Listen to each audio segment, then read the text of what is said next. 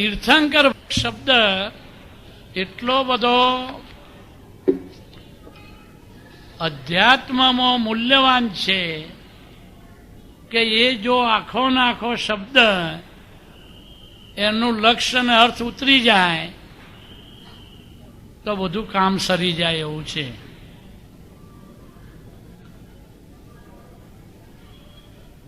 તીર્થંકર ભગવાન ઘણા મહાત્માઓ એવા છે કે જેમને પહેલા તીર્થંકર શબ્દ પણ સાંભળેલો નહીં, એવા બધા મહાત્માઓ તીર્થંકર ભગવંતની અવિરત ભજના કરતા થઈ ગયા. આથી મોટું કયું આશ્ચર્ય હોય. તીર્થંકર ભગવાન જ્યાં જ્યાં વિચરે એમના પગલા થાય ત્યાં ત્યાં એ ભૂમિ એવી પાવન થઈ જાય, ધર્મ તીર્થ ઊભો થાય. આખા બ્રહ્માંડના શુદ્ધતમ પરમાણુઓ, આખા બ્રહ્માંડના શુદ્ધતમ પરમાણુઓનું જે નૂર હોય તેજ, એ બધું જ તીર્થંકર ભગવંતમાં કે જે ઠલવાયેલું છે કે છે. એટલે તીર્થંકર ભગવાન ના જ્યાં પગલા થાય ત્યાં તીર્થ ઊભું થઈ જાય છે. એ તરણ તારણ હાર છે, એ તો તરીને બેઠા છે અને અનેકોને તારવાનું સામર્થ્ય ધરાવે છે. દર્શન માત્રથી કલ્યાણ થઈ જાય. દર્શન પણ એ ક્યારે શક્ય છે? એ દાદા ભગવાનની ચાવી બતાવી. તીર્થંકર ભગવંતોની સભામાં બેસીને બધા આવેલા છે. ઋષભદેવ દાદા ભગવાન પાસે પણ બાકીના 24 તીર્થંકર ભગવંત પાસે એમ. અને ઇન્દ્રાણી ઇન્દ્ર મહારાજ બધા જ એમ. તો પણ બધા મોક્ષે જાય એવું નથી. દર્શન માત્રથી મોક્ષ થાય, દર્શન માત્રથી. પણ ક્યારે?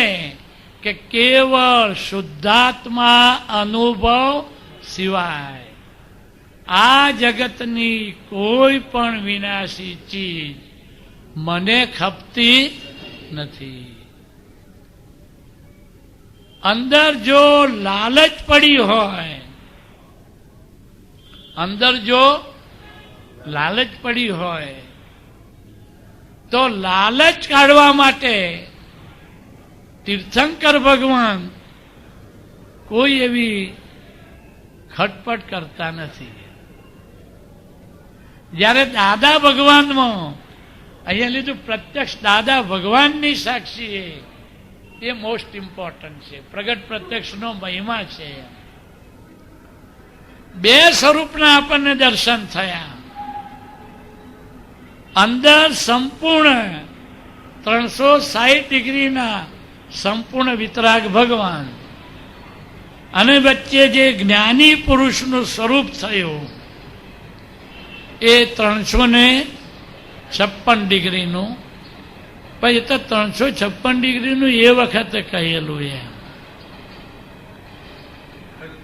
હા, કેવળ જ્ઞાન આ ખુલ્લું થયું, પરમાત્મા પ્રકાશ ખુલ્લો થયો એ વખતે એમને જે 356 ડિગ્રી કહી એ પછીની તો આપણને ખબર નથી એમ.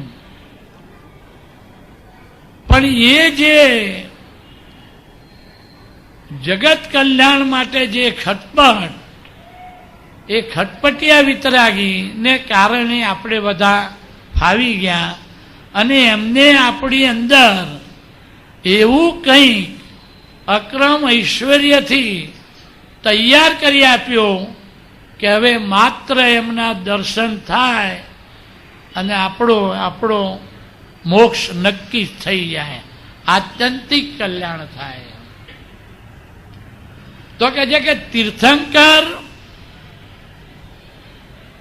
ગોત્ર કઈ રીતે બંધાય છે એ પણ નિશ્ચય વ્યવહાર ચરણવિધિથી માંડી બધામાં કહ્યું દાદા ભગવાન કે સમસ્ત જગતના જીવો સુખને પામો,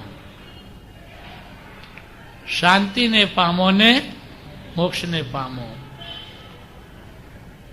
મારું ગમે તે થાય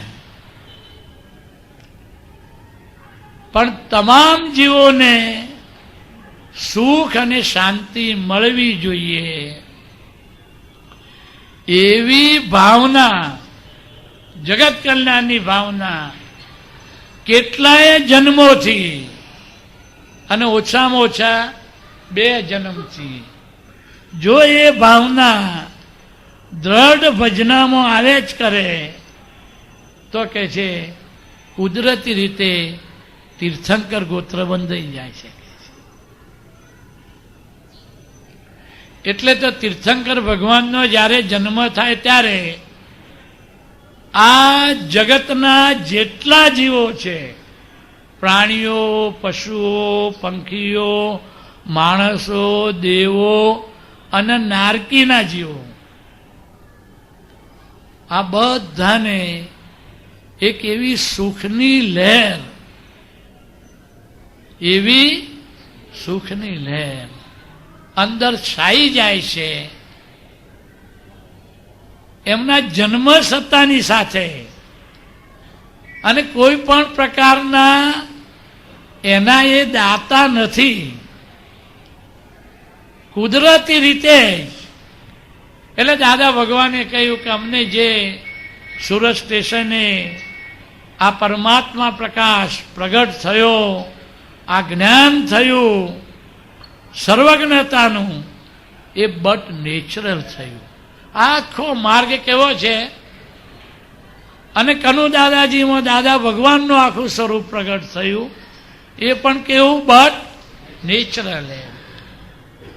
એટલે આ માર્ગમાં બધું બટ નેચરલ બને છે કે ઓછામાં ઓછા 2 જન્મથી તો એવી પ્રબળ ભાવના ભજતા આવ્યા હોય જગત કલ્યાણની, એને પરિણામે આ તીર્થંકર ગોત્ર કર્મ બંધાય છે. એટલે આપણે 9 કલમમાં જો કોઈ અગત્યની કલમ હોય તો એ અગત્યની કલમ એ આ જગત કલ્યાણની છે.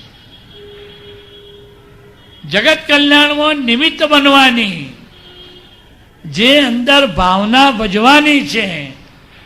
જો વ્યક્તિ આખા જગતના કલ્યાણની ભાવના ભજતા હોય તો બાકીની બધી જ કલમો એની મેળે આપોઆપ સમાઈ જાય છે. એને પછી કોઈ પણ જીવ પ્રત્યે ક્યારે અભાવ કે તિરસ્કારનો પ્રશ્ન જ ઉભો ન થાય. સમસ્ત વિશ્વના જીવો સુખને પામો, પોતાનો જે આત્મિક શાંતિ રસ છે એ સરસ રસને પામે, મોક્ષને પામે. આ ભાવના ભજાવીએ તો એના પરિણામ રૂપે જે તીર્થંકર ભગવંત જે એનું પ્રાગટ્ય થાય, એમના દર્શન માત્રથી મોક્ષ થઈ જ જાય કે છે. અંદર જગત કલ્યાણની ભાવના પાજે તારે આપોઆપ કોઈનું પણ પ્રમાણ દુભવવાનું કે આ કશું બને જ નહીં. એમ કઠોર ભાષા, તંતીલી ભાષા, આખું મન, વચન, કાયા ત્રણેયનું આખું એવું રૂપાંતર થઈ જાય છે. અને તીર્થંકર ભગવંતને જન્મ આપનાર જે જનેતા હોય છે એનો પણ કે છે મોક્ષ નિયમથી થાય છે. અલ્પકાળમાં એવું લીધું છે. અલ્પકાળમાં એ પણ એવી ભાવના ભજતા હોય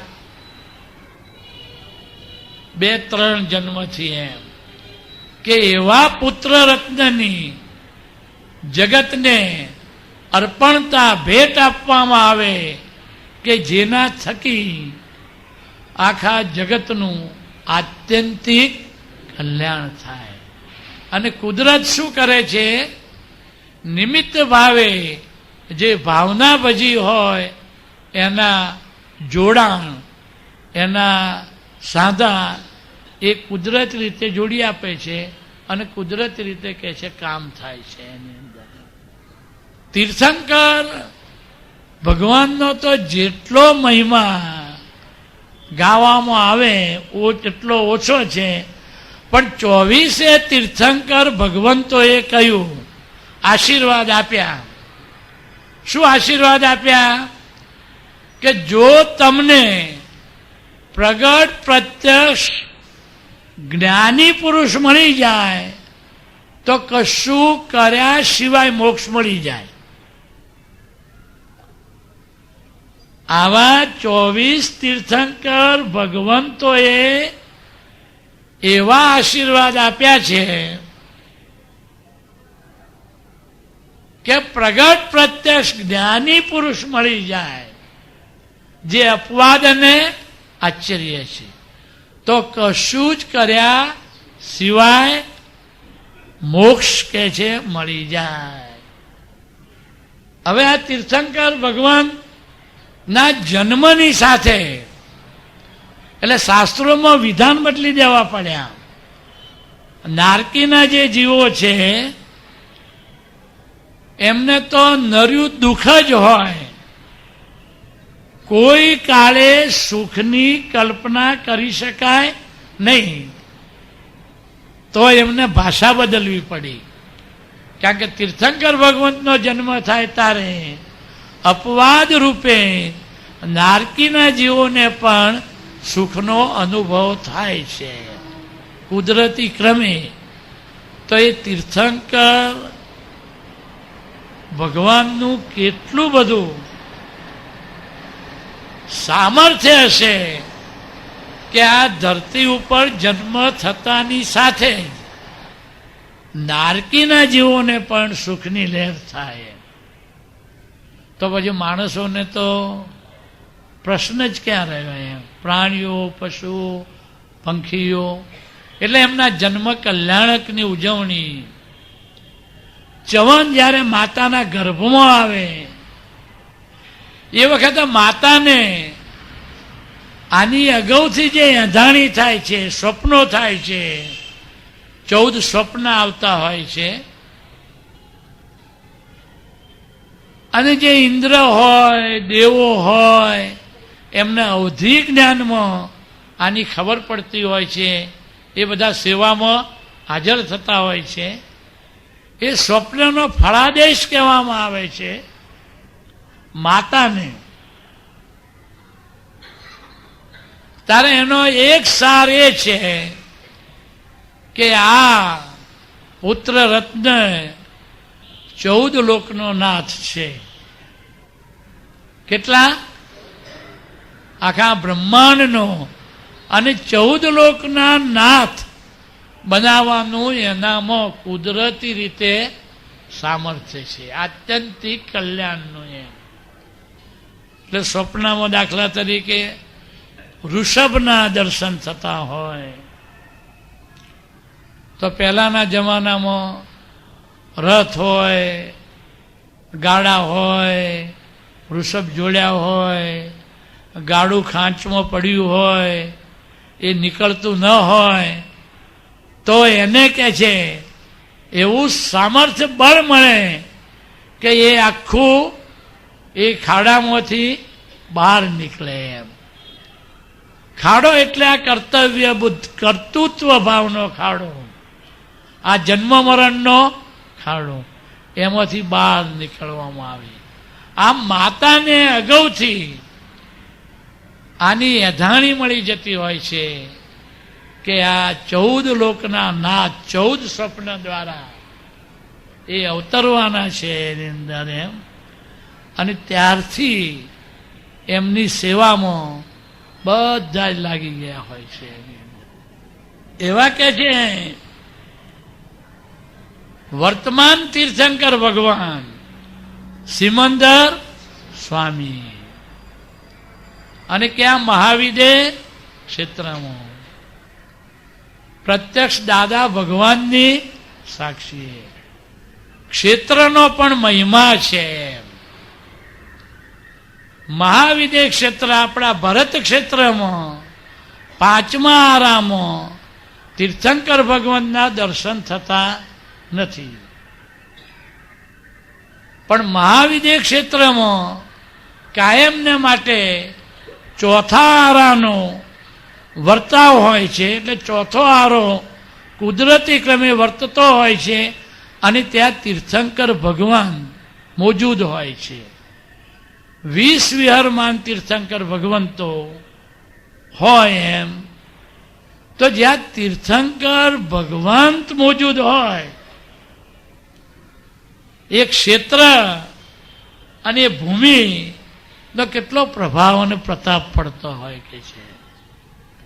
જેમના જન્મતાની સાથે બ્રહ્માંડના બધા જીવો ને જો સુખની લહેર પ્રસરી જતી હોય તો એ જ્યાં વિચરતા હોય ત્યાં તો આ જે વિશ્રસા પરમાણુ અને તીર્થંકર ભગવાનની સેવામાં મિનિમમ 1 કરોડ દેવ તો હોય જ, દેવદેવીઓ એમ મિનિમમ, એથી પણ વધુ તો ખરા જ એમ, કુદરતી ક્રમે એમ. તો એ ક્ષેત્રનો કેટલો પ્રભાવ હશે. તો આપણો આ ભરત ક્ષેત્રનો 5મો આરો અને મહાવિદ્ય ક્ષેત્રની અંદર 4થો આરો, બંને વચ્ચે ફેર શું પડે છે? તો કે જે મન વચન કાયાની એકતા ત્યાં રહે છે. માણસો તો આવા ને આવા, પણ જે વ્યવસાય કરે ગમે તેવો એમાં મન વચન કાયાની એકતા હોય.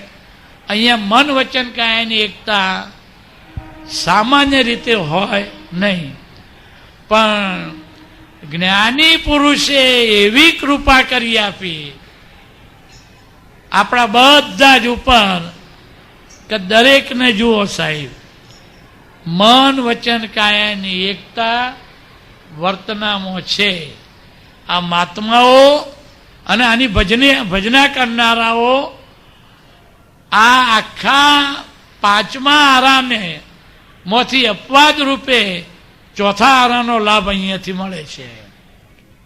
હવે મન વચન કાયાની એકતા વાળા જે હોય એ કુદરતી ક્રમે જે ક્ષેત્રમાં આવા ગુણ વર્તતા હોય એ ક્ષેત્રમાં કુદરત જ એમને ત્યાં લઈ જાય છે. એટલે 4થું ધોરણ પાસ થયેલો હોય એટલે એના ક્લાસ ટીચર રજિસ્ટરમાંથી આ જેવું રિઝલ્ટ આવે કે એનું નામ 5મા ધોરણવાળાને મોકલી આપે અને ત્યાં એન્ટર કરાવે. અને 5મા ધોરણવાળા આને આવકારવા માટે રાહ જોઈને બેઠા હોય કે 4થું ધોરણ દાદા કહે છે કે કામ કાઢી લેજો, કામ કાઢી લેજો એટલે એવી રીતે પાસ થજો કે આઘી પાછી ભલામણો કરવી ન પડે. સ્વપુરુષાર્થ, 5 આજ્ઞાની સમજ, શુદ્ધ ઉપયોગ, શુદ્ધ ઉપયોગ પૂર્વકની પ્રત્યેક ક્રિયા શુદ્ધાત્માના ચોપડે જમા થાય. અને શુદ્ધાત્માનો ચોપડો છલકાઈ જાય એટલે પરિણામે મોક્ષ એ એની મેળે હાજર થાય એમ. એ જ્ઞાની પુરુષે જે જ્ઞાયક સ્વભાવ ખુલ્લો કરી આપ્યો.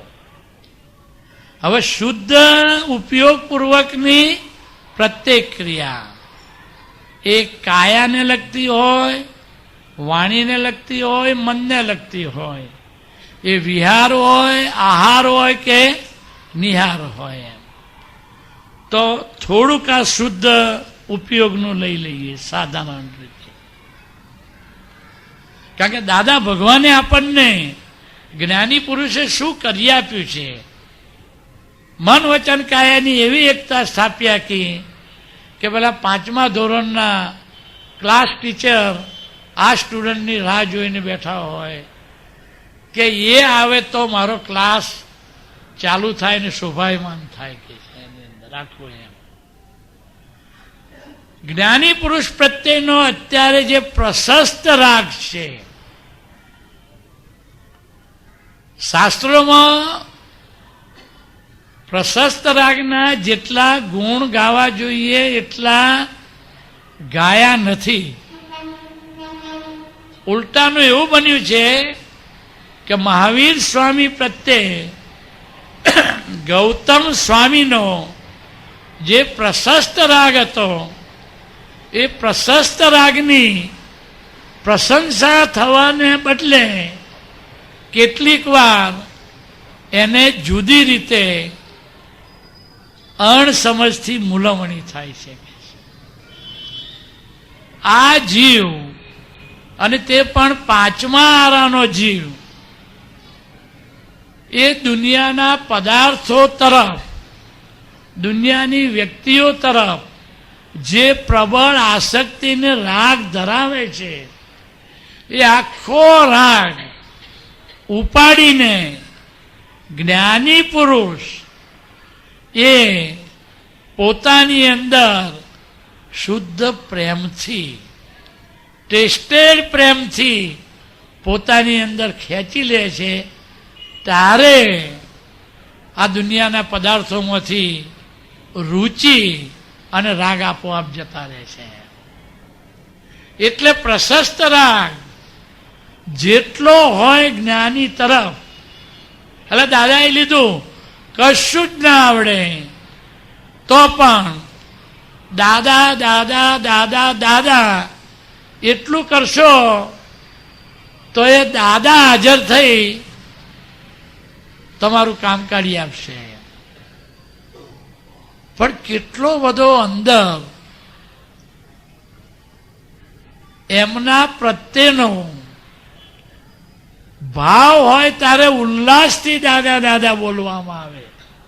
એકલા શબ્દો નથી કામ કરતા, અંદરનો ઉલ્લાસ. તો જ્ઞાની પ્રત્યે અહીંયા લીધું એટલા માટે આ કન્ડિશન મૂકી મોટા મોટી કે પ્રત્યક્ષ દાદા ભગવાનની સાક્ષી એ સાહેબ. દાદા કહે છે કે તમે દાદા દાદા દાદા કરો છો, અહીંયા દાદાની આરતી ઉતારો છો, દાદાની કીર્તન ભક્તિ કરો છો, એ હકીકતમાં તમે તમારી જ આરતી ઉતારો, તમે તમારી જ ભક્તિ કરો છો. અને શ્રીમદજીએ કહ્યું કે જે નિરીક્ષક છે, કેવા છે? એમને કોઈ પણ દુનિયાની ઈચ્છા છે નહીં, કોઈ પણ ભીખ નથી. બધી જ ભીખ મટી જાય ત્યારે કે છે કુદરત એમને મોક્ષના સૂત્રો અર્પણ કરે છે. કુદરતના પણ એટલા બધા સૂક્ષ્મ કાનૂન છે કે કુંભકર્ણ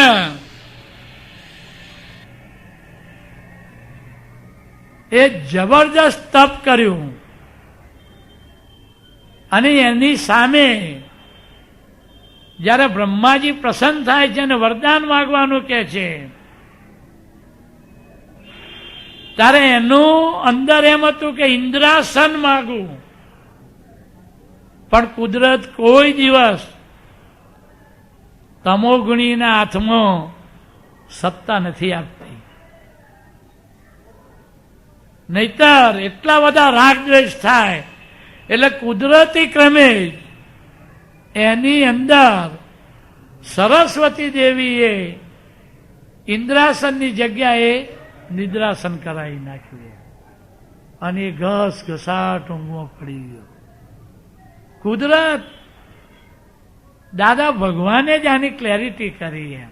કુદરત, ભગવાન અને આ જગત ત્રણની એમ. એટલે કુદરત જ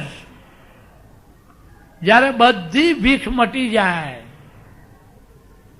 ત્યારે કુદરતી ક્રમે આ સત્તા મોક્ષ દાતા કે છે તે આ કાળમાં તો દુર્લભ એમ.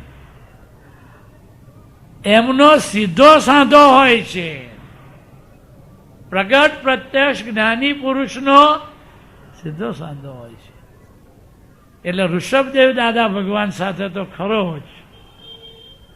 ઋષભદેવ અને ઋષભદેવ દાદા ભગવાનની સભામાં જે બેસીને આવ્યા હોય અને પાછો મોક્ષ ન થયો હોય, કારણ કે કુદરત એવો ચારણો મૂકે છે. શું મૂકે છે? ચારણો. કે માત્ર શુદ્ધાત્મા અનુભવ વાળા હોય, મોક્ષની જ ના જ કામી હોય એનો મોક્ષ થાય. અંદર જો કંઈ લાલસા હોય તો જબરજસ્ત પુણ્ય બંધાય, કારણ કે એમની પરસદામાં દર્શન કરવામાં આવે જબરજસ્ત એમ. હવે એ ચારણો પાછા બીજા તીર્થંકર, ત્રીજા તીર્થંકર, ચોથા તીર્થંકર એમ 24 તીર્થંકરોમાંથી ચડાઈને આવેલો. એટલે બધા તીર્થંકરોના દર્શનનો લાભ મળ્યો તોય આત્યંતિક કલ્યાણનો ઉદ્ધાર નહીં થયેલા એવા આપણે બધા દાદા ભગવાન પાસે એક એવી સિદ્ધિ હતી કે નેગેટિવને શું કરી દે? પોઝિટિવ કરી દે.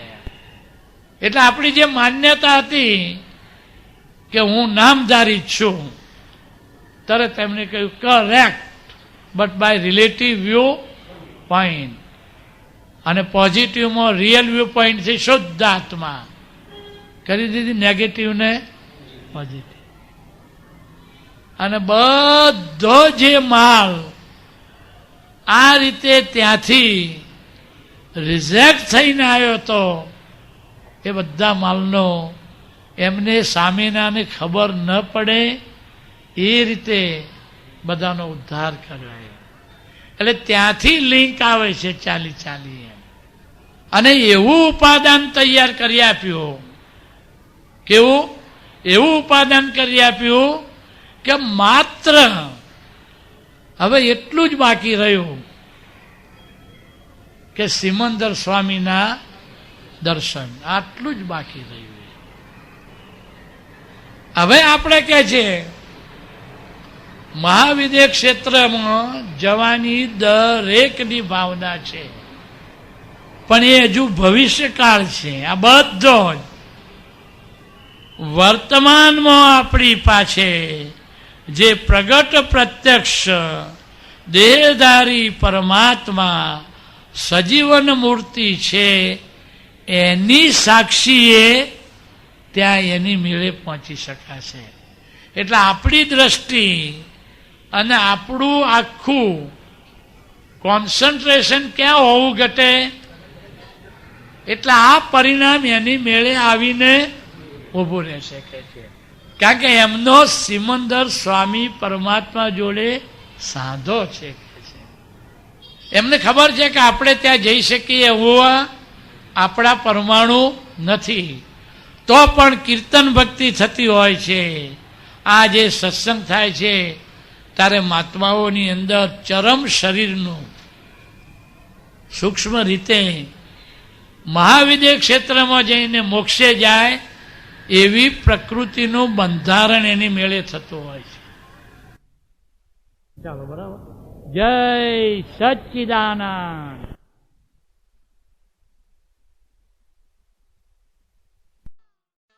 દાદા ભગવાનના અસીમ જય જયકાર હો. દાદા ભગવાનના અસીમ જય જયકાર હો. દાદા ભગવાનના અસીમ જય જયકાર હો. દાદા ભગવાનના અસીમ જય જયકાર હો. ઓ દાદા ભગવાનના અસીમ જય જયકાર હો. દાદા ભગવાનના અસીમ જય જયકાર હો. દાદા ભગવાનના અસીમ જય જયકાર હો. દાદા ભગવાનના અસીમ જય જયકાર હો. દાદા ભગવાનના અસીમ જય જયકાર હો. દાદા ભગવાનના અસીમ જય જયકાર.